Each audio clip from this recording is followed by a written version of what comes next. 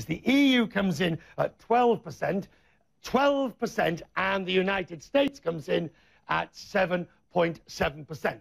But that only really tells you part of the story, because you need to delve further. Let's now compare the highest unemployment country in the EU with the highest state in the United States. And once again, Greece comes in as number one, 26.4%. Now, that is more than twice the Eurozone average of 12, as you know. Compare that with California, 9.6%. That's a rate that's also shared with Mississippi and Nevada. But those two high rates and their relationship to the average shows just how bad it is. And now if we look at the two lowest, Austria is the lowest in the Union, 4.8%, and North Dakota at 3.3%. So you've got to really pull this whole together. These are the two lowest. These are the two highest.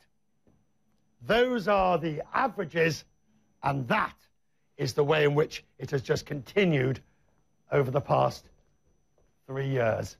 Pull it together, and the whole debate flags up the issue of policy direction, as governments are torn between austerity and growth. Earlier, I spoke to Guy Ryder, the Director General of the ILO, the International Labour Organization, the UN body that promotes workforce. I put it to him that these figures that we're looking at now, these figures show something isn't working.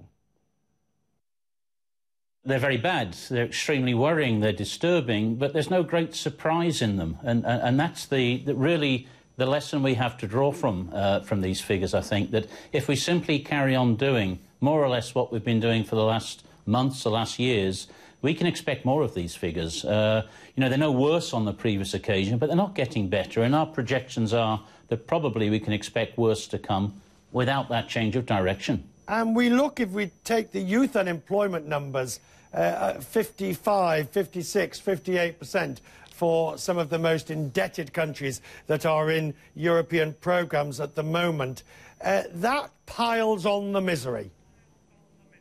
Yeah, it's mind-boggling, isn't it? When you think that if you're a young Spaniard or a young Greek person, you're much more likely to be out of a job than in a job. And these are situations which I think countries cannot cope with for very long. And if there's any one thing that calls our attention to action and for change, it's got to be these figures. They're absolutely catastrophic. So what do you want done? Because the Commission and the IMF, certainly the IMF is very clear now that it wants to see more growth policies. The Commission keeps saying more growth policies, but give me some concrete action you want to see. I think there are two things in broad terms that just simply have to be done. The one is getting the banking sector straight. We've got to move on to this banking union in its fully fledged form so that confidence is there in the economy, that we're not going to suffer a further meltdown, so people can start lending to each other, people can start acting as normal in the real economy. Because in the end, that's what's going to get growth going, that's what's going to get people back to work. And at the same time, I think, and I've been saying this for some time, we really do have to rethink this balance between austerity and so-called fiscal consolidation and the need for growth. Put those two things together, and I think you're moving in the right direction.